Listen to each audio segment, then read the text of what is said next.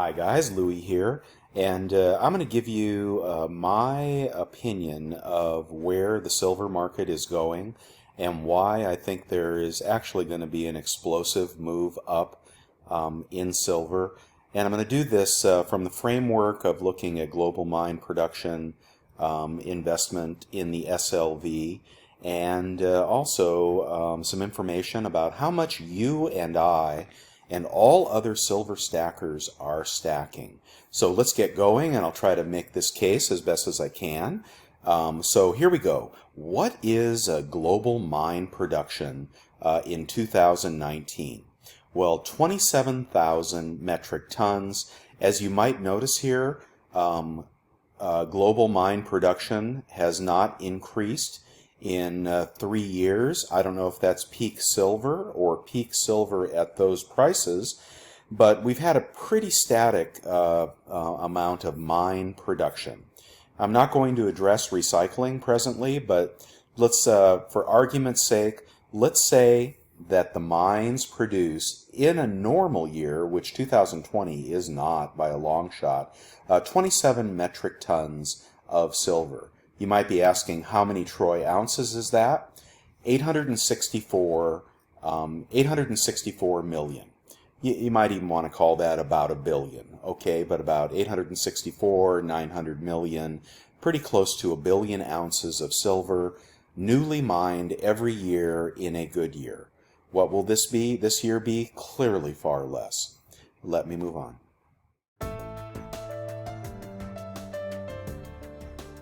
All right, now here we have the SLV, which is the exchange traded fund that says they buy physical silver whenever you buy a share of SLV. Share of SLV is pretty close to the price of an ounce of silver. But look at the activity in the SLV just since July of 2019. So what you have here are, I believe, might be week by week, but you know, we were having some outflows in the SLV in between September 19 and March 2020. That was that big downdraft. But look what's happened in the last few weeks. Look at the inflows into SLV. This is net flows. That means how much purchasing of SLV shares has occurred over the last few weeks, April through June. All right? Massive purchasing of the SLV. Now, you know, this may be 2.6 billion ounces of silver flows, but that doesn't mean that they added 2.6 billion to their stockpile. If in fact there is a stockpile, I'm starting to doubt that there actually is. But because, for example, I've purchased the same 1,000 shares of SLV probably 5 times so far this year. Just as an aside, I purchase them, I write covered calls on them, and I collect the income, and then I do it all over again when the price falls back. So you could see, you know, people are trading SLV, but 2.6 billion shares of SLV traded once. Very, very high. Very, very high. Hold on.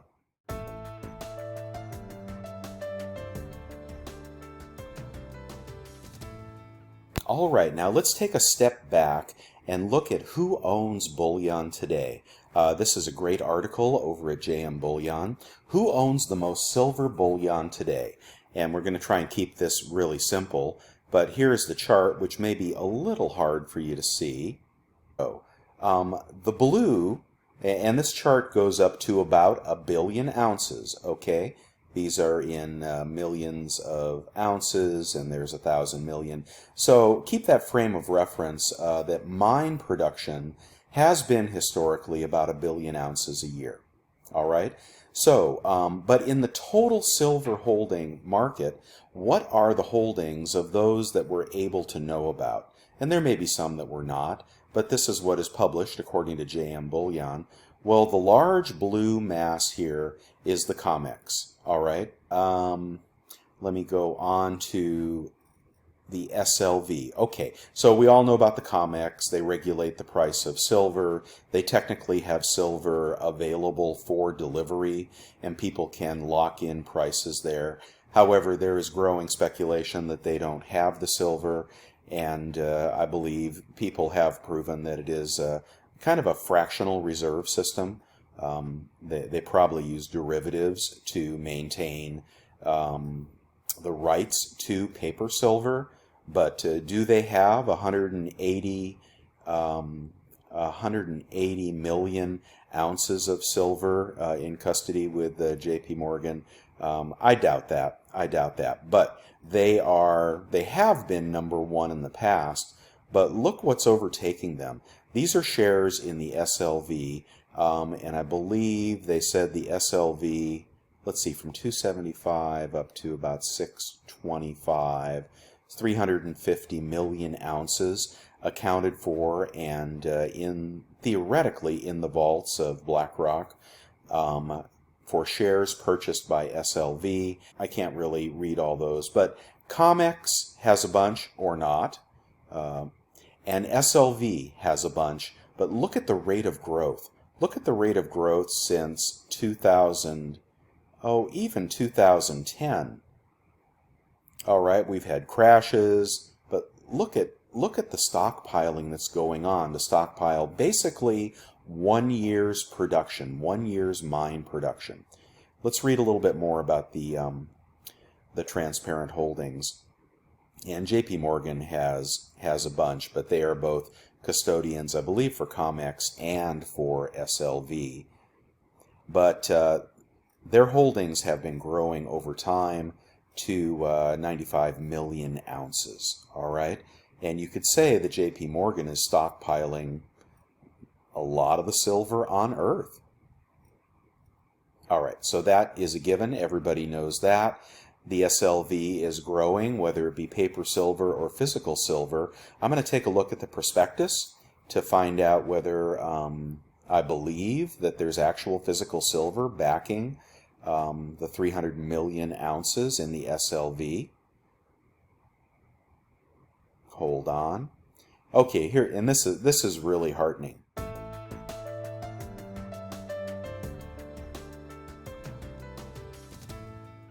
Right here. This is what tells you, above all else, that prices of silver are going to go up.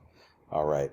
I had no idea this number was so big. So you know SLV, the largest exchange-traded fund, has 300 million or so ounces. You know J.P. Morgan has, what was that, 100 million, pushing 100 million, although I'm not sure how much of that is allocated to COMEX or SLV. There could be double counting, not sure. But private bullion stackers.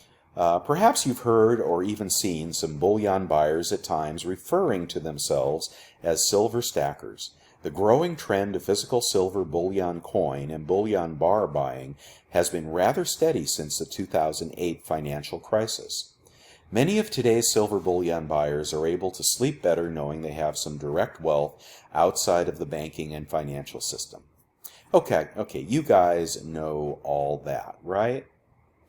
Unlike virtually all government-partnered central banks, who buy and hoard 1/5 of all the gold ever mined, the investing public is today more and more apt to buy and own physical silver bullion and gold bullion. Perhaps due to the amount of troy ounces they can get for their cash, with a ratio at 100 to 1, or other fundamental factors. But what is shocking here is the magnitude. Let me go forward. Over 1.5 billion ounces of silver bullion have been purchased by individual silver investors since the 2008 financial crisis. It is highly likely almost none of that silver bullion has made its way back into the world scrap recycling. Okay, that would make sense, except in a real desperate scenario. And some of that buying, I think, has resulted in secondary buying and selling. So I'm not sure where they get the 1.5 million ounces that have been purchased, but 1.5 billion in the hands of silver stackers. keeping in mind that the full stockpile of silver in transparent, reportable places is about 1 billion, and mine production a year is about 1 billion, and usage of silver is also about 1 billion. Silver stackers have accounted for $1.5 billion, 1.5 billion ounces of silver acquired since 2008. I find that absolutely shocking, and I always thought that we were a small part of the market. But you know, stackers tend to, just as the name implies, they buy and they hold. Some of us buy and sell, but you know, our stacks tend to grow over time. I might buy a coin for $20 and sell it for $30, but then I'll go right back and buy another coin for $20 or $22. So feel free to comment about this, but generally stackers' stacks grow. And that 1.5 billion, I would bet, is primarily still in the hands, the very strong hands of our stacker friends.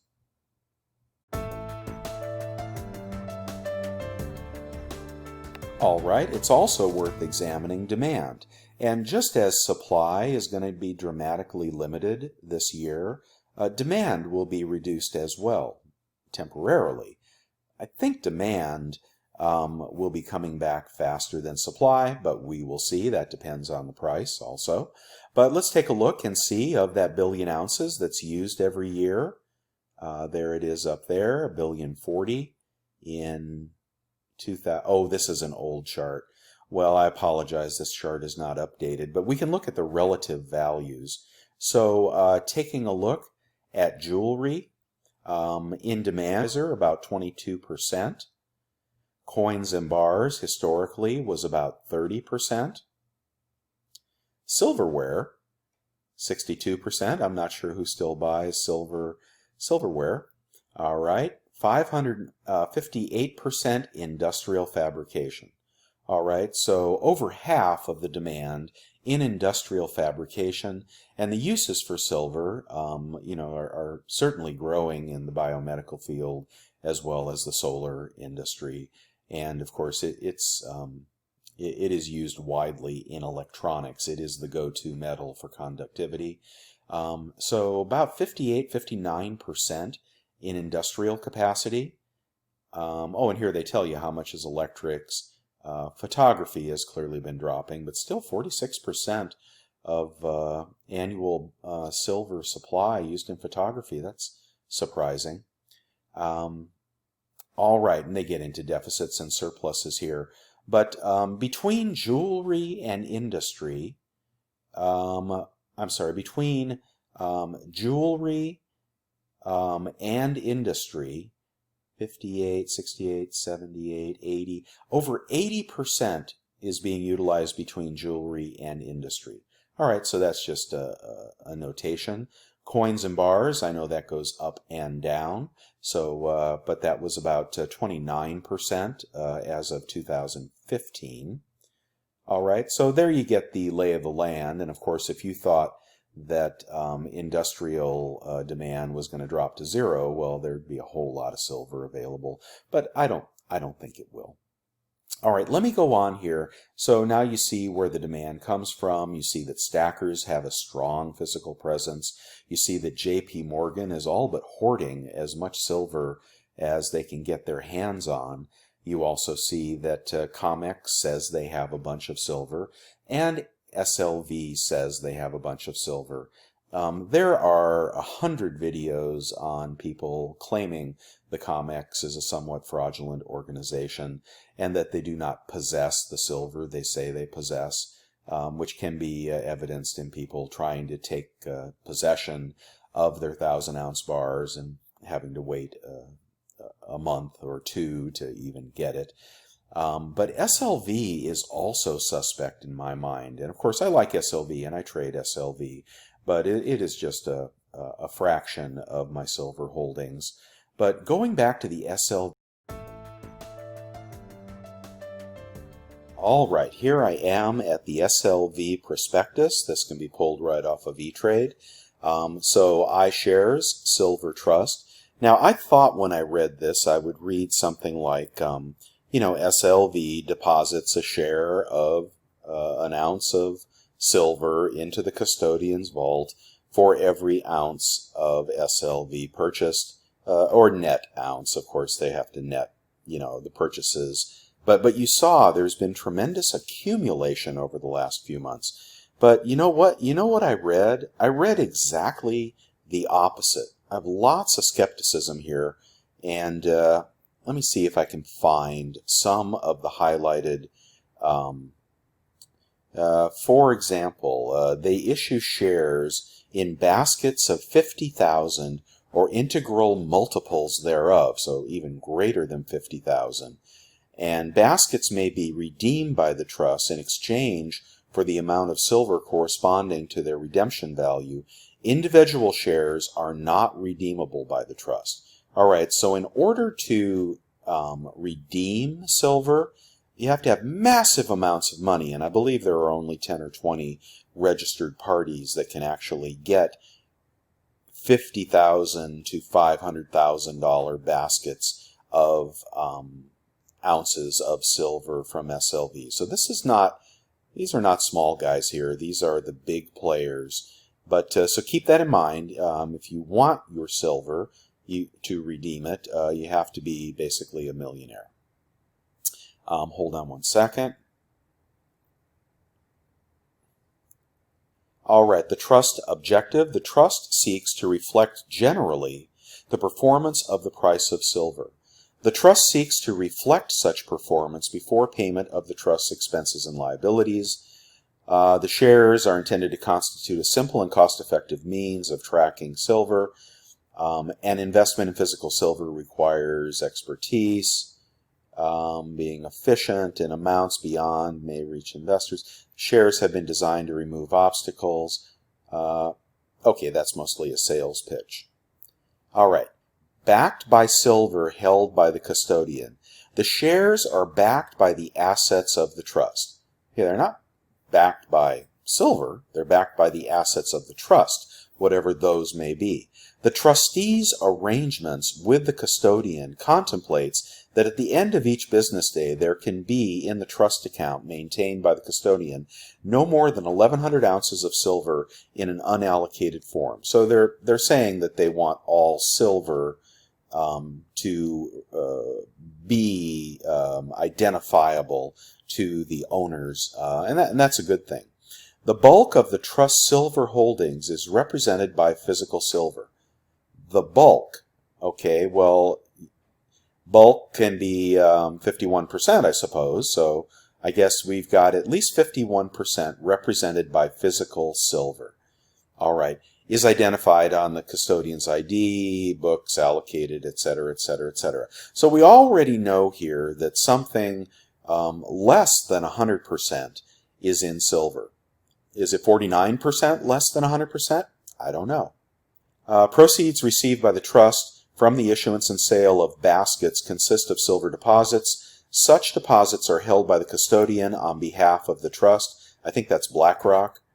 Delivered to the authorized participants in connection with the redemption of the baskets. All right, they go into quite a bit of detail about the risks and the things that they're not responsible for, including errors and electronic trading outages and reference to the LBMA, etc. But here are the following investment in shares. Several factors may affect and cause a decline in the price of silver. A change in economic conditions, such as recession, blah, blah, blah, blah, blah. A significant increase in silver hedging activity by silver producers. All right, that's interesting. Everybody's selling it short, I guess. Traditionally, silver producers have not hedged to the same extent that other producers of precious metals, gold for example, have. Should there be an increase in the level of hedge activity of silver-producing companies, it could cause a decline in world silver prices, adversely affecting the price. A significant change in the attitude of speculators, okay. Global silver miner supply and demand, well, that's pretty obvious. China, Mexico, and Peru, we know definitely stuff is up with China. Mexico is currently shut down. Peru may be our last hope there. And they've thrown one in here. It's kind of a red herring, but future governmental decisions may have significant impact on the price of silver, which may result in a significant decrease or increase in the value. Generally, silver prices reflect the supply and demand of available silver. Governmental decisions, such as the executive order issued by the President of the United States in 1934, requiring all persons in the United States to deliver silver to the Federal Reserve, have been viewed as having significant impact on the supply and demand of silver and the price of silver. Future government decisions may have an impact on the price of silver and may result in a significant decrease or increase in the value of the net assets of the trust. Further regulations applicable to U.S. banks and non-U.S. bank entities operating in the United States with respect to their trading in physical commodities, such as the metals, may further impact the price of silver in the United States. So watch out for confiscation, right? Government can do it. And if you have shares of the SLV, they'll get yours first. Oh, here's a good one. There may be situations where an authorized participant is unable to redeem a basket. Remember, those are the 50,000, 500,000 ounce baskets. To the extent the value of silver decreases, these delays may result in a decrease in the value of silver the authorized participant will receive when the redemption occurs, as well as a reduction in liquidity for all shareholders in the secondary market. So if you need to sell your SLV, if you want to redeem it, you may get it redeemed after it's dropped back down to $12. Very interesting. Redemptions may be suspended during any period while regular trading on the NYSE is suspended or restricted. So more restrictions. The trust is exposed to various operational risks, including human error, information technology failures, and failure to comply with formal procedures intended to mitigate these risks. Oh, well, I guess they can just screw up. And is partially dependent on electronic means of communicating, record-keeping, and otherwise conducting business. That doesn't sound much like they've got the silver, does it? In addition, the trust generally exculpates and in some cases indemnifies its service providers and agents, maybe BlackRock or JP Morgan, with respect to losses arising from unforeseen circumstances and events, including the interruption, suspension, or restriction of trading on the NYSE. Mechanical, technological, rebellions. Oh, here's a good one. Computer viruses, communication disruptions, work stoppages, natural disasters, fire, war, terrorism, riots, rebellions, or other circumstances beyond the control of the trust or the service providers or its agents. Accordingly, the trust generally bears the risk of loss with respect to these unforeseen circumstances. So then, if there is insurrection in the country of some kind, war, famine, volcanoes, whatever it might be, plan on SLV to say, whoops, not my problem. Spread of illnesses, here we go.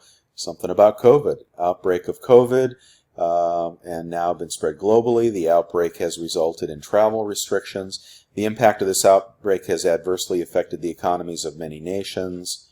Public health crises and outbreak may exacerbate other pre-existing political, social, and economic risks. Again, I don't know what any of this has to do with, they own an ounce of silver in your name. None of this would be relevant if they actually owned all the silver.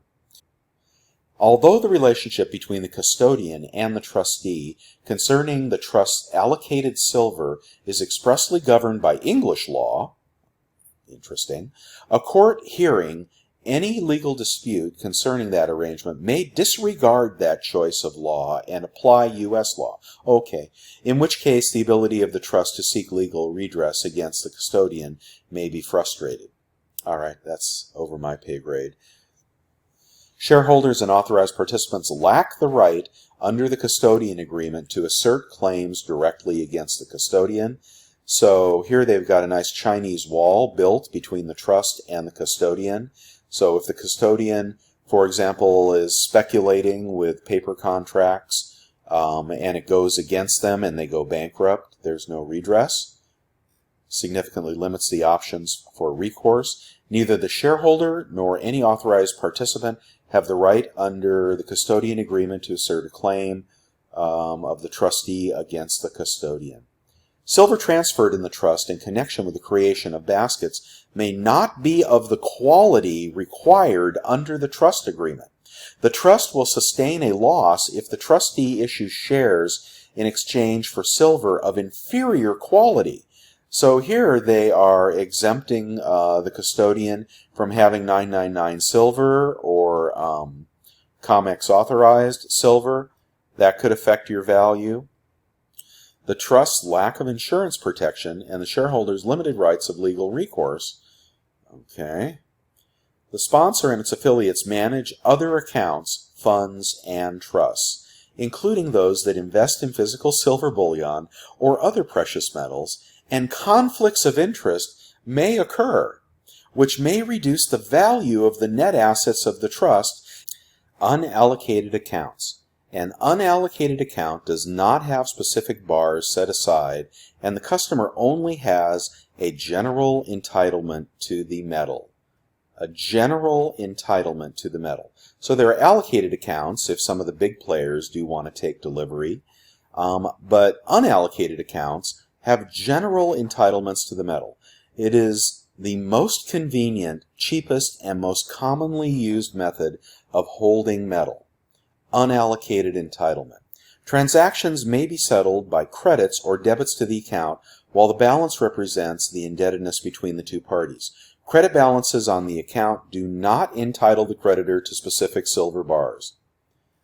Okay, I mean, there you go. Unallocated accounts, which you or I or anybody other than millionaires and billionaires and banks have unallocated accounts. They do not entitle the creditor to specific silver bars, but are backed by the general stock of the bullion dealer and whom the account is held. The client is an unsecured creditor.